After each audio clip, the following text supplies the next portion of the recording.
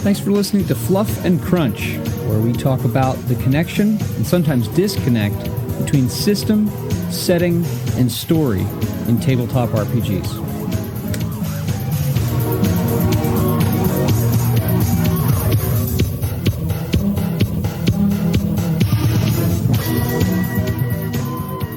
How are you today? I'm good, thanks. How are you? I'm well. I'm glad we were able to make this happen. Get anything in over the weekend? I mean, I've done nothing but gaming this weekend. Oh, so, that's right. Yeah, because your family's been out of town. Friday night, Brian came over again. We finished the tutorial missions for Fallout. I have to get the name right. Oh, let's read it off a box. Fallout Wasteland Warfare. That's what we've been playing. Okay. And then that's what I was playing today as well. There's an AI mode, so we picked our characters that we were going to play and played against the AI, which was working quite well. It's now going into because there's like a role playing mode you can do, but it's just that's properly just taking the rules and doing it as a role play. It's like if I want to do role playing to a Fallout, I would do Fallout 2D20. You just use the but yeah, you can play this kind of settlement mode where you're meant to like build up your settlement and get more people. But the one in the core box is super basic, so there's some other stuff they've released I need to look into. But yeah, we've quite enjoyed just playing the Fallout thing and having watched the program and being on a Fallout vibe. So cool. But yeah, this weekend I spent 2 days playing Star Wars Shatterpoint. So I did one event in Sheffield, so nice local event, and then I went to Stockport, about an hour and a half away, yesterday, and played in a team event with someone that I hadn't met before. He'd barely played it. He'd played the Dane before in a different event, and he'd come bottom, and I'd only won one game. And then we finished second in this team event. So that was really good. It worked out. Cool. It was really good. So yeah, I've spent most of the weekend either doing Star Wars or Fallout. So yeah, good. Excellent. Glad to hear it. So it's a good weekend of gaming. How about you? Another session of Kingmaker. Actually, the last session of Kingmaker for probably over a month, maybe even a month and a half, just because of schedules and people not being available, and I'm going to be out of town for an extended period and so on and so forth. And yeah, just plugging away. Right. All right. You just stop. Normally you carry on. I know. I just wanted to see what you would do. I was like, there's nothing to say to that. All right.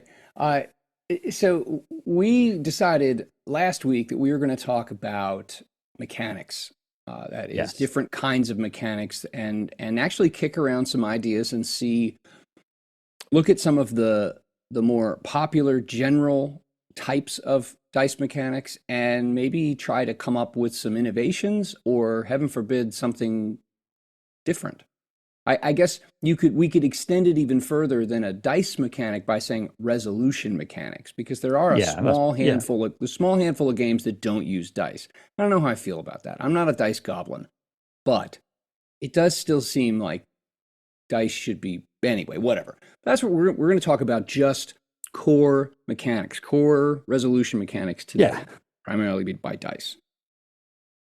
If we could fit it in one episode. If this starts overrunning, I think we'll just have to call it and finish it off later. We're going to be focused. We're going to go no more than 40 minutes. There are so many different. As I keep writing my list, I keep thinking of other things. Yeah. Of how dice work, because there's really obvious ones, but then there are other ones that I've seen, and it's like, I want to mention some of these. Yeah. Some of these might just be a case that we mention it and then that was it. We mentioned it. That's a thing. You don't have to talk about it because it's a thing. Listeners, the way the genesis of this conversation came from some off-screen conversations between the two of us about. I've been thinking about trying to come up with and think about an original system. Not like I'm not hell-bent on creating an original system. I'm more curious about the possibility of creating a new system, and for various reasons. And so it's been a mental exercise, a bike ride thought of late. We have talked about these reasons separately, but they're not for podcast. Right. So dice mechanics. Yes. Let's try. I'd like to approach this maybe categorically. instead of at the granular level, like this game's mechanic and that game's mechanic. I read Yeah, some yeah. No, I've articles. I've split it into different kinds of how you can do it, Yeah, and the only place I've even mentioned a system is because that's the system that does the thing, because then I yeah, can yeah, use it as a yeah. No, reference. as an example. Yeah, Well, yeah. okay. You've got a bunch of notes. I got a bunch of stuff rattling around in my head from these articles that I've read and thinking that I've done. Um, what have you got? What is the most in Chris language bog standard, the simplest, most obvious dice mechanic out there? Or do you want to start? How do you want to The start with that? very, very simplest one is roll in one dice. You roll one dice and you add something. Now, that's very, very basic, Yeah. and there's a very simple reason why it's super, super basic. You have one dice, so there's no bell curve. Nope. Bell curves are nice. Yeah. Um, on the plus point, the thing about rolling one dice is you have very, very clear probabilities. Yeah, if you You have an roll equal probability if the die yeah, if you have a D10 or a D20 and the thing is built correctly, you have an equal probability of rolling any number on it. yeah, which makes the maths super straightforward. Yes. Okay, super, super straightforward to work out the maths. But it also then does have that, you have to be very careful about how you do these systems. And I think a lot of the time people get mixed up with actually not realizing that the dice is doing more work than their character. Okay, so if you think of something like, I mean, the obvious one is D&D. So, Yep. I have +5 strength. That's massive. That's 25% of the dice thing. And if your target is, 15, you've got a 50-50 chance to do it. But that actually, if you then think about it that way, your character at +5 is incredibly strong and still only succeeds at a difficulty 15 of 50-50. That's not great. And then the difference between 1 and 2 and 2 and 3 is Yeah. tiny, I was tiny thinking difference. about this. I was thinking about this very example. And technically, if you had a bonus to a check of +5, you would succeed 55% of the time. Because only if you rolled a 9 or below, 45% of the chances of the on the roll would you fail. Um, but but I thought about this like, okay, and remind me because I avoid 5e, and I think the difficulty ranges have been about the same for the last few editions. But like, what's considered like an average difficulty? Is it Yeah, 10? I feel like it's 15. I think 10 is generally considered to be quite easy. Okay. But even then, this is the Well, thing think with about the D&D. okay. Let's You're just still going to fail it. A difficulty of 10 is considered to be relatively easy. yep. Unless your character is very high level, you will still fail Well, that a reasonable if chunk of you the are time. average, okay, if you're an average character, okay, let's say you're using a stat. Let's you doing a skill check. Average character, which means you don't have a stat bonus. Yeah. A Yeah. stat of 11, you're average. You have your proficiency bonus of a whopping plus, is it +2 at first level? 2 at default. Okay, Yeah. so you have +2. So you are an average character who is skilled in whatever, Something. Yeah. whatever, who cares? Religion. You're trying to identify whatever. And you roll. And it's a difficulty 10. You probably fail. It's a difficulty 10. You have a 35% chance of failing. Yeah. If it's Which a is a lot. difficulty 15, you have a 60% chance of failing. And so I thought about that. I'm like, wait a minute. Like, that Now, I mean, sucks. the thing with that is that that's a very easy lever to push. You can change the difficulty ratings or you can change the stat bonuses. But I think the people become used to these numbers, and then I think when you play another system and you go back to playing one of those kind of systems, you suddenly go, "Oh wow, you fail a lot in D&D." Yeah. Like in combat, where you miss a lot. This is Yep. why in D&D you end up with people massively optimizing a system. Now, that's Yep. not the only system. I remember playing the uni system, which is what I played when I played Buffy, where it was a D10, and actually in that the bonuses were much bigger. So the bonus there, your bonuses were like sort of going from the lows almost up to 10. So the D10 wasn't doing as much of the work as your Okay. character. Yeah, So Cyberpunk whereas 2020 was similar in that respect that you added your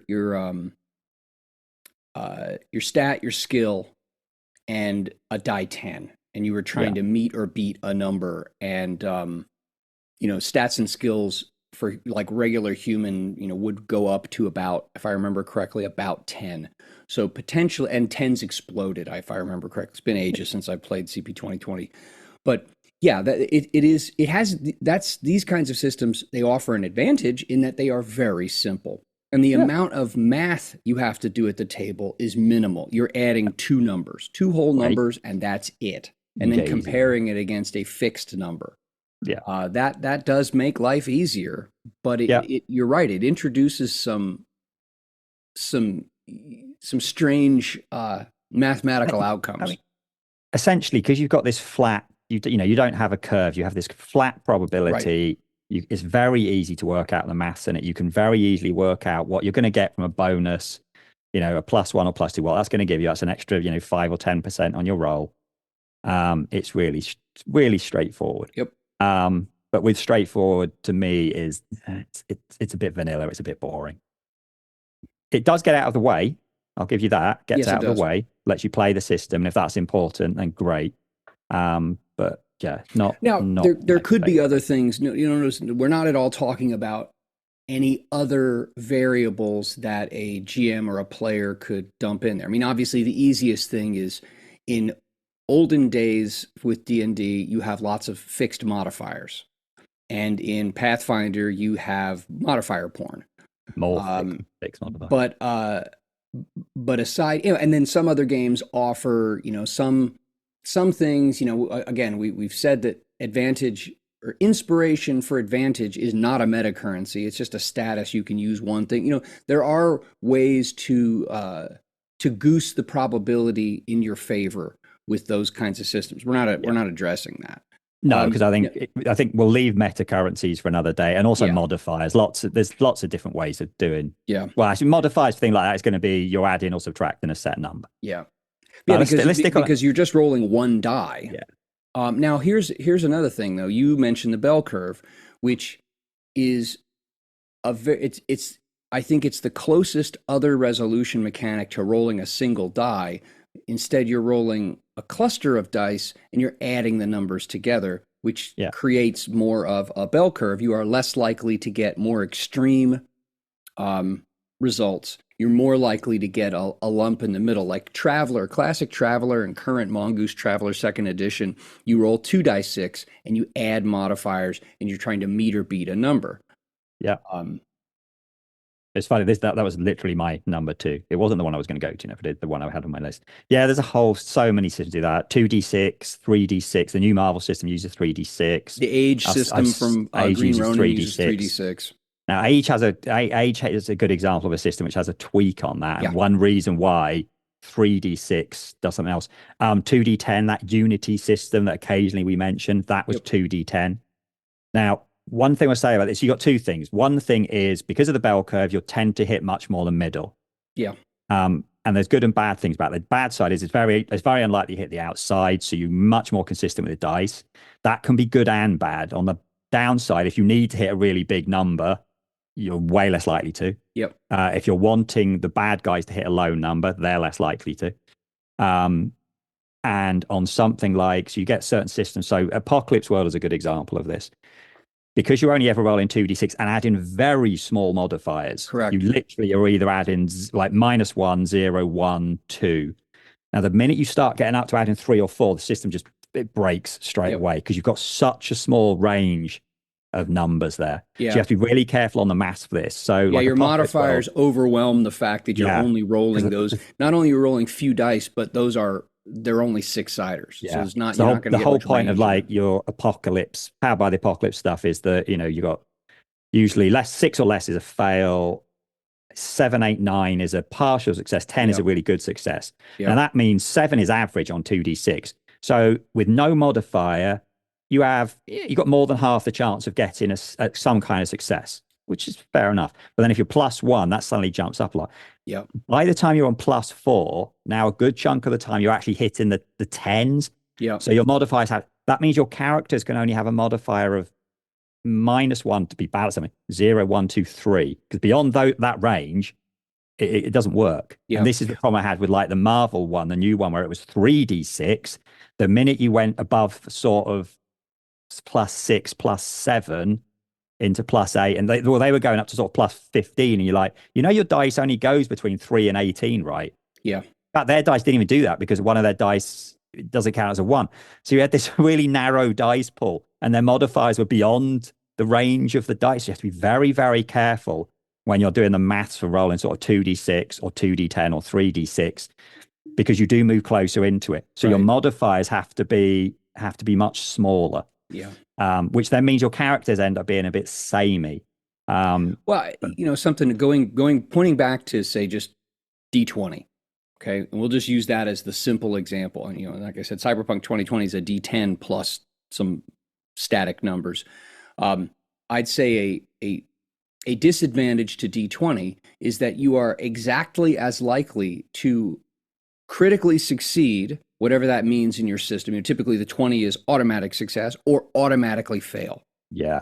You are equally likely to do that. And let's face it, in life, now, of course, in life, you are more likely to have like kind of more blah results, forgettable results than extremely good or extremely bad. Chances are that New Year's Eve party is going to be okay.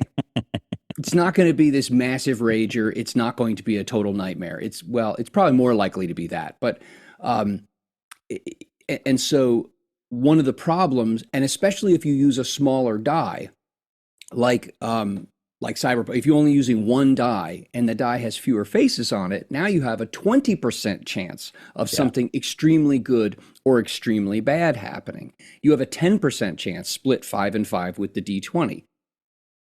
And this is where our connection between system and story and setting bubbles to the surface for the first time, because if you want more, if you want to see more dramatic results, positive, negative, whatever, in your game, then a dice mechanic that is more likely to render those more often should be more to your liking. You should probably shy away from a bell curve, or if you do have the bell, you do use a bell curve, then those more extreme, like rolling snake eyes or 2 6s on a 2d6 or 3d6 or something like that, those kinds of like extreme ones ought to really produce something big, because they are going to be really rare.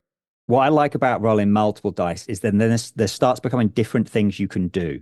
So like something like Unity has rules like if the two numbers are showing the same thing, it means something. And it doesn't have to be good or bad, but it gives you the option in the system to go just a double does something. The age system does the same. If 2 of the dice are showing the same number, then this other dice does something. Yeah, in Age, if you're not familiar with it, you roll 3d6 and one of them needs to be identifiably different than the other 2. And if you roll doubles on any of them, then that third die, which is called the stunt die, based on the number it rolls, you have that many points to spend on a menu to do stuff. Yeah. Now, that's more random than some of the other things we will talk about later, but at least it is, it is something different. Yeah. It is, because you have these extra axes of things, because it isn't just, the dice that is your success and fail isn't success or fail. You can have ways, this is my good, the minute you're on multiple dice, you have extra levers to pull because you can now have multiple axes of stuff. Yeah, and although multiple dice does not mean it is a dice pool system, because Age and Traveler are not dice pool systems, even though you're rolling multiple dice, because those multiple dice are being added. And even though Age gives you that texture of the stunt die, you're still just adding. You are rolling dice in order to gain one number, and then you're going to do one thing with that one number, and that's going to determine success or failure. Now, if there are other things around it that allow for you to account for degree of success or failure, that's a different issue. Yeah. But those are not dice. Just because you're rolling multiple dice doesn't mean it's a dice pool. No, we're still on a thing here very much. You have to have a target number and you're rolling the dice and you're adding, or you might be rolling and, rolling under, but you're rolling those dice, you're adding them together and you're aiming for a certain thing. So any kind of degree of success or failure is still by how much did you beat the target number. Yeah. Like Traveler, Mongoose Traveler 2nd edition with the 2d6, they built in this thing called effect, which depending on, like if you are successful, depending on how much higher you roll than the target number, you can you can use that. Like, let's say you had a target number of 8 and you got a total of a 12. Depending on the circumstances, that 4-point differential you could put to use in some, like, the easiest way is put to use in combat for additional damage. So there are ways to do things with and account for degree of success, even with these simple just meter beat a number systems. Yeah. While we're still on like not proper dice, this is the one that bugs me. That is not wrong with it. There's some people refer to this as a dice ball, and they're wrong. The things like the way you roll like loads of dice and you add loads together. So I'm thinking of the old West End game Star Wars things where most of your time your stat is probably 3. So your stat was your dice. Yeah. So we're not here now. You're still talking about target, but all these other ones, you're rolling. Everyone rolls the same thing, and then you add or subtract based on your stat. Everything we've mentioned so far is basically working like this. Now, in West End and Game that your Star stats Wars, are whole numbers. Yeah. In West End Game Star Wars, your stat was a dice code. So your stat might be 5d6 plus 1 or 3d6 plus 2. And the minute you got to plus 3, you went up to the next dice. I think that's right. Those were called pips. So you were either at X many dice, plus 1, plus 2, and then you would step up to the next one. And your skills were nested under your abilities or your stats, so that your skill would start at the stat level. So like I forget what the stat that governed being a pilot was, but if like you had technical or something, I don't know, but let's say you had your stat was 4D, that'd be 4d6. And your piloting then could be like 4d6 plus 1 or 5d6 or whatever. And you would just roll that many dice, you add them together, and you were trying to meet or beat a target number. Yeah, but there was degree of success in that. There was, but that was because they were kind of banking on the fact that when you were decent at something, you would be rolling more dice. So if you were decent at something, you would be rolling 5d6. Yeah, oh yeah. And then 5d6 obviously has got a big range. I mean, you could be down in 5, you could be as high as 30. You're more likely to be around sort of between the 50 and 20 mark. So that's where the difficulties would be set. And they did have there, I think, like one of the dice again would be a different color, and they would go like 1 on that means it's like bad force, and 6 on that is good. So again, we're seeing that thing, but because we're rolling multiple dice, we can always have something else happening because we can take one dice and treat that dice differently. Yeah, you could trigger some kind of additional variable, whatever it is, by having that extra die. Yeah, that's a good point. So again, that was different because your stat was now a dice. You weren't rolling. You could be rolling different stuff. So if you go like, I mean, it's just me being petty, but if I'm playing a system where I'm always rolling 2d6, I'm like, it just seems a bit naff. This is, this like playing Monopoly. I'm rolling 2d6. I can do that in a board game. So at least Star Wars gets around that because you're rolling a different number of d6 every time, and that's cool. And it was quick and easy. You look at your character sheet, that's what you roll. People aren't going, what do I roll? You roll what it says on your character sheet. There's no rolling something and add it. You roll what it says on the character sheet. So it was straightforward with that. But if you start hitting sort of 5, 6, 7s on your dice, it doesn't take ages. And weapon damages, everything was d6. So weapon damages were rated in numbers of dice, and you'd roll, and then you would roll the total number. You would compare that against a stat on the target, and that would determine just like how much damage they took. It wasn't points. You wouldn't like, I rolled 13, and therefore you take 13 points of damage. It was actually like a tiered damage system. But the one drawback to that is that some people don't do mental math very quickly. No. And when you roll those multiple dice, you are more likely to have them go bouncing across or off the table. And some people like to, your Shadowrun players, they want to have this deluge of dice. We'll get to that. Yeah, we will. And the Year Zero engine, the original version of it, also does create a deluge of dice under many circumstances. But when you're adding them together, that here's an advantage to, like, say 3d6 or 2d6. You're never going to go above that number. Yeah. And for most people, it's pretty easy to add those together. That is the problem with that. Yeah. So again, you've got a bell curve. It's awkward to work out the bell curve because the thing is you've got different people rolling different dice. That does make calculating your difficulties harder, but it does give you a good option for having a dice that does something special. So again, pros and cons. It does. I mean, Um, you could say though that a character who has 3d6 in something is generally going to their typical results, yeah, their center of mass typical results will be higher than someone with 2d6 and yeah, lower than someone with 46 plus 1. So you could there was a degree of consistency, but you're yeah. right. When you're rolling all these different dice, it's yeah, Well, the other place you have a problem is if you know something that's difficult is difficulty 15, you can't hit that on 2d6. no, Just never. And you don't see that in many games. So for me, it always, I mean, it was enough. When I played it back in the 90s, it felt cool, and it was a massive step away from D&D sure. and rolling one dice. So it It was felt, the first. I mean, in '87 when Wegg's Star Wars came out, that was the first dice pool. Well, something like rather yeah, pool of dice. How's that? It's still not a dice yes, pool system, because but it's still pool of additive. dice system. It was something different, and it Yeah, was fresh. I'm going to throw one other system out there before I think we're going to move on to actual proper dice pools, I might and have that's one more then. oh, you Actually, I have might one have more. two more. Okay. Well, I'll just throw Gumshoe out there because Gumshoe is you roll a single die six and you add usually a very small modifier, like plus one or plus two. And usually, if you don't add any, I know, if you don't add any modifiers, it is a 50%. So 4, 5, and 6 is success. Now the Oh. GM can adjust that. I tell you, it's On super simple. 1d6. It's a single die six, which Oh, really makes you want to buy like a big one. You want to have and it one makes that's you like want the to size of it's freaking huge, like the size of flip someone's the head, coin. because this Oh. just is one kind of pathetic little die with pips dotted on it. Now Yeah, you want a big one. Foam the one, which you can throw at someone. the mission of Gumshoe is not to have lots of Yeah, die yeah, rolling and not, I mean, but that's another one that's like that. You're rolling yeah. a single die, you're trying to meet or beat a number, and you're able to put in fixed modifiers to goose the die roll. That's it. See, that's funny because that Gumshoe is an example of relatively modern game design, and that's Well, where they because went of with. what it does with the Yeah, investigative abilities. yeah.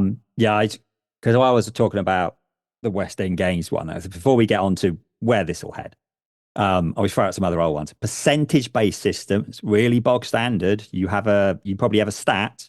Usually your stats are a percentile number, and you roll a D100.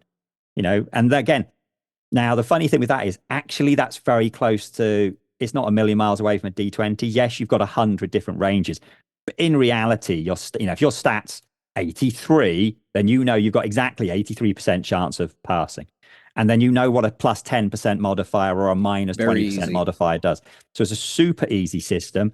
The one cool thing there is, again, because you do have two dice, you then do it. So, doubles can mean something different. Yeah. They can be a different color.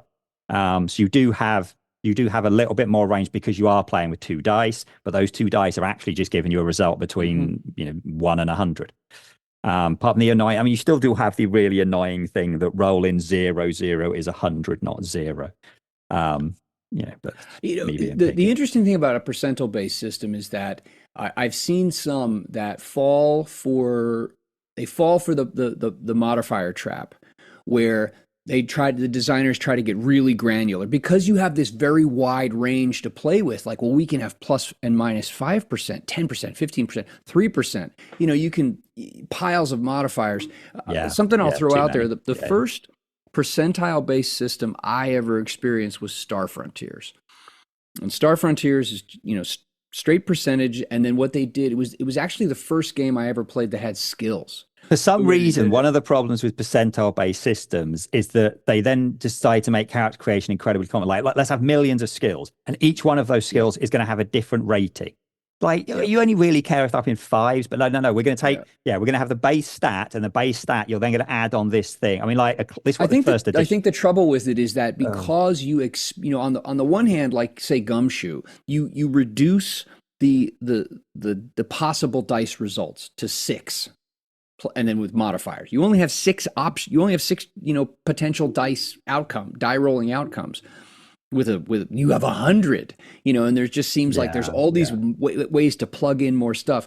I will throw this out there. You mentioned doubles and how just the act of rolling more than one die opens doors You mentioned doubles. Chill third edition, which had some really interesting innovations and some weirdness in it too, and it is no longer supported, but whatever. What they did was when you rolled, it was, roll under percentage. Okay, so let's say you have a 80% chance of something, and you roll the 80, and if you succeeded and rolled doubles, that was considered, or rather, if you succeeded and rolled under half, that was a high success. If you just succeeded, that was just a success. If you rolled under half your number, that was a high success. Now, obviously, that gives the higher numbers not only a greater chance to succeed, but the more skilled people a greater chance to succeed really well. It also doubled down on rolling doubles, that if you succeeded and rolled doubles, that was the highest level of success, which, as you think of it, but it made it easy, because if you had an 80% and you rolled a 77, actually with an 80%, you would have there'd be 7 opportunities. Yeah. Rolling 11 through 77 to roll this top tier success that I don't remember what it's called. And if you failed and rolled doubles, that was a botch. Yeah. I think that's why I think percentage is really clever. The fact is that having the 2 dice and a very clear thing with what you're doing. You can look at your character sheet, see what you're aiming for. Yep. And then it's very, very easy. And actually, modifiers aren't difficult, because when you just go, right, we're going to add or subtract 10. Again, straightforward. As long as modifiers are 10s, start going into 5s and just stay with 10s. 10s. And I think the whole rolling a double is great. You can't do that on a D20. Nope. You can do it on a percentage thing. It's pretty random. But again, the whole thing you just said was absolutely spot on. The higher your skill is, there are more doubles you can roll. Yep. And there are less botches you can roll. So it actually works both ways. It's actually quite clever. Do you know the other thing you can do, though, with a percentage? You could roll percentile dice and then look it up on a colored chart. You could, like with Marvel Superheroes. Or Chill First Edition, which used a colored chart. And I'm not going to go much more into that. But yeah, so there are ways to do that. Or the really weird one, and you mentioned it the other day, and I can't remember if it was during a podcast or afterwards, the ones, and you said you hated this, which is why I'm bringing it up, just to rub it in. You roll a dice, that dice then you refer to a table. That table then gives you another set of values, which you then take that of values and you add it to something else, and then you compare that. I mean, Torg does that, and it's the worst bit of Torg. And there's a reason why they do it, but it's a bad reason. They didn't need to do it. They could get rid of it. Phase rip's fine. You roll your percentage dice, you look at your stat, you cross-reference at a table. It does take a little bit of time, but then you get degrees of success, because you get these, green, yellow, and red, and other ones have added in blue results. It's interesting. It's cool. TSR tried in the mid to late 80s. They actually tried to move a number of systems to things like that. Like Gamma World Third Edition was actually the last edition from TSR has a color-coded table, like a big color-coded table. Marvel Superheroes, the original and the advanced, and then the revised table like that. Even Star Frontiers in its kind of its dying days, when they put out Zebulon's Guide to the Galaxy, they replaced the core mechanic, or they revised the core mechanic with a color-coded table. So it seemed like TSR was trying to innovate on that, double down on percentages and tables through those games. But yeah, that stuff's rare nowadays. Yeah, I mean, phase rip isn't, the idea of a color-coded table isn't bad, because yes, it's something you have to check, but if all you're doing is looking at your stats, rolling some dice, cross-reference to a table, that's not much worse than what a lot of other things do. I still think it's quicker than like adding 6 dice together. And it's quicker than adding, I've got rolled 20 dice and I need to count for something. So it isn't the longest mechanic. The minute you have to do a modifier and add it back, that's terrible. That's awful. Chill First Edition had a table that there was a combat table. There were I think 3 different tables, if I remember correct. No. But here's what it was. It was the exact same mechanic. It was just situational. Like one of them was combat, and then within it was hand to hand. Like if you were doing hand to hand combat, there was a more limited range for how much damage you could do. If you were dealing with like magic or fear or something like they were the exact same table, but they were adjusted so that the results were appropriate for different situations. And the nice thing was that the tables then, when you cross-referenced, you got degree of success or failure. Yeah. And that was really handy. It was like, Yeah. I think that was the first game that I saw that in, like, oh, it's not just binary. That's cool. No, I mean that's the cool thing, like the universal table in Phase. That's what it's doing cool. The different color codes gives you degrees of success, and Yep. much easier to get. The degree of success on that is the easiest way you can do it, short of what we'll get into, Yep. because you've rolled your dice, you've checked your stat, you get a color. Green is good, yellow is bad, red is crazy good. I mean, that actually seems weird, like it should be the other way around, but whatever. But that's that having degree of success, and it lets you do cool things. And actually, they did really clever things with that. And in fact, the whole thing, like the back of the thing, because I'm looking at a bigger version of the table where for every different kind of action or whatever you do, those it means something, and it's all just written on the table. So actually, you had your character as a player, you would have your character and that sheet, and that's all you needed. You didn't need a ton of modifiers, Yeah. because everything was on the sheet. All the cool stuff you could do is on the sheet. So it's not, it's old school, but it had there's benefits to it. Yeah.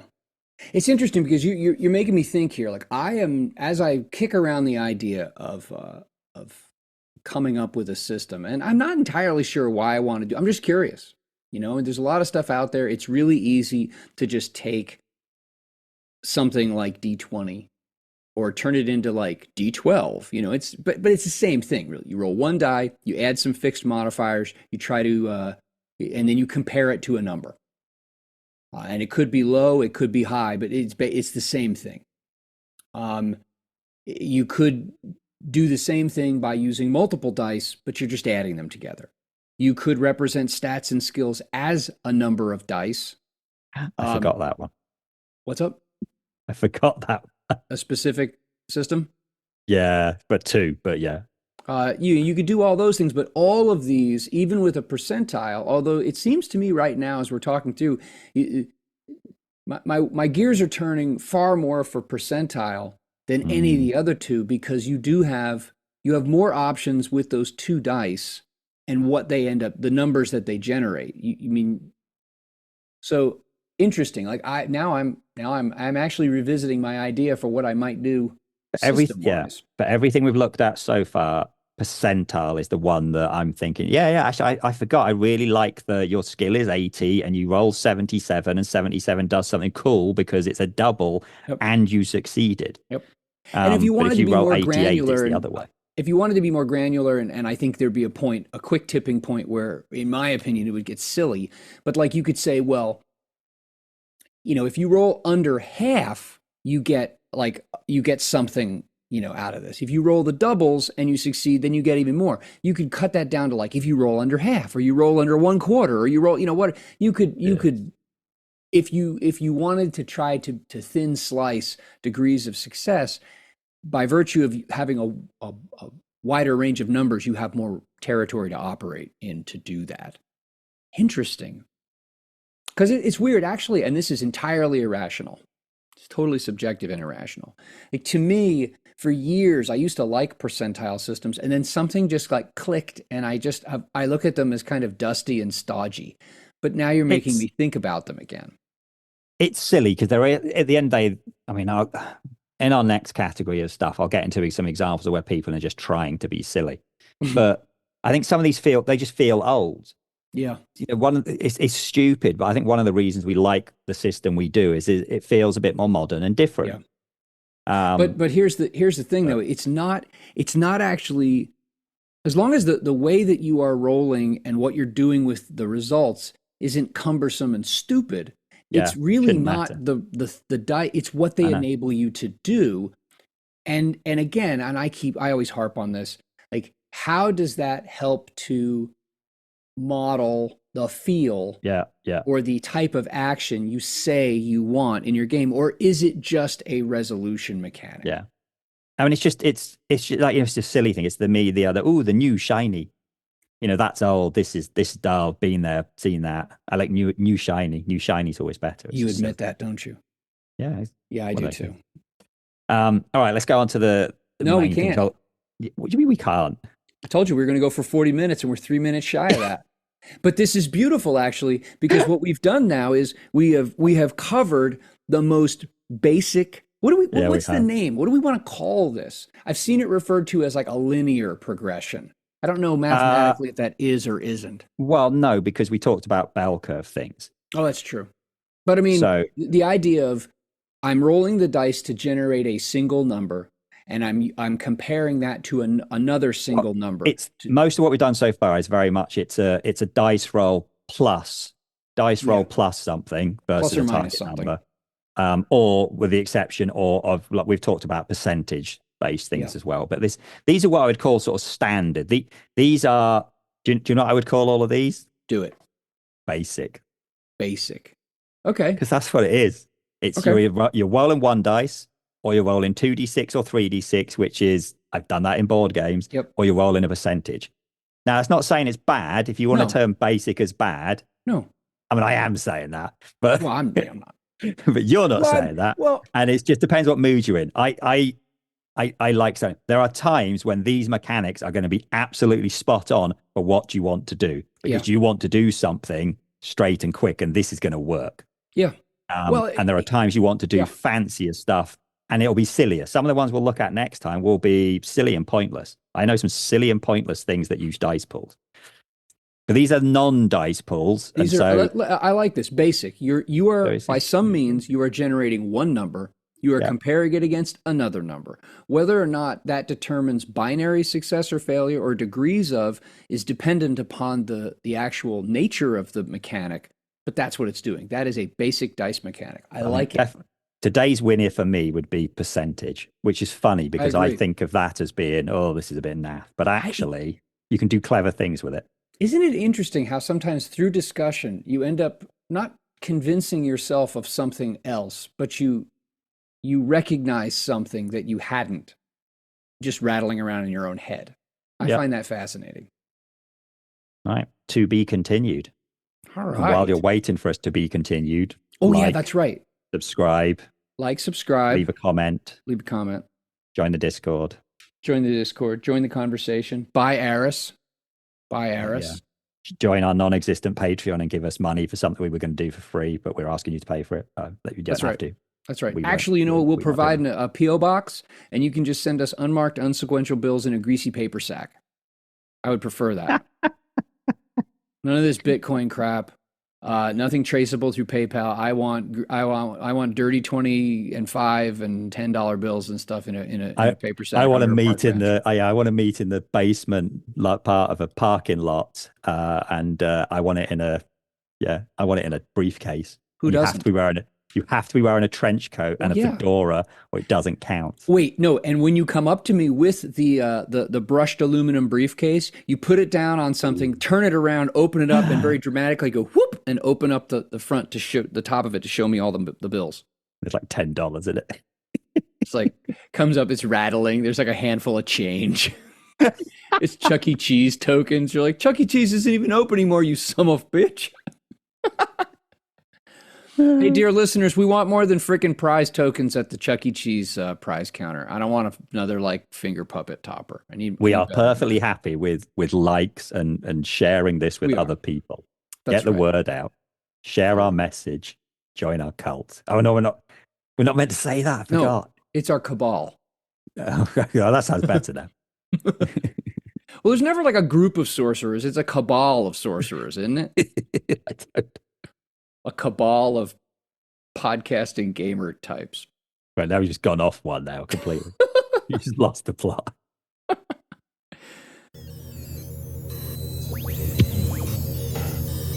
Thank you, as always, for listening to Fluff and Crunch. You can join our Discord. You can subscribe to the podcast. You can subscribe to the YouTube channel, all through the links in the show notes. Thanks again. Have a great day. We look forward to talking with you.